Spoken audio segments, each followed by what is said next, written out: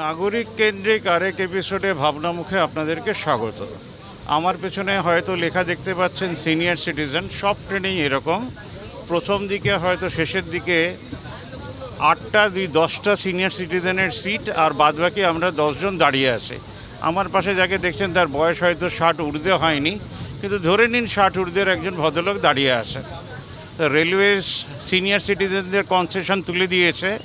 Lastly যা শুনলাম সেটাকে আর ফেরত দেওয়া হচ্ছে না।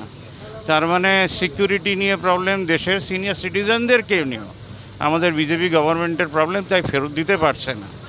যারা প্রথম 60 বছর সম্বন্ধে জানে না, তারা পরের যে সময়গুলো চালাতে পারবে না, সেটা ভেরি মাচ ক্লিয়ার হচ্ছে। সিনিয়রদের সিটিজেনদের কি সিট আরও বাড়ানো যায়, সেটাকে নিয়ে আরেকটু সিরিয়াসলি ভাববেন, কারণ এখন 60 ঊর্ধ্বের মানুষদের নতুন করে প্রয়োজন হয়ে গেছে গভর্নমেন্ট অফিসেও, সেখানেও তাদেরকে এক্সটেনশন দেওয়া হচ্ছে চাকরির জন্য।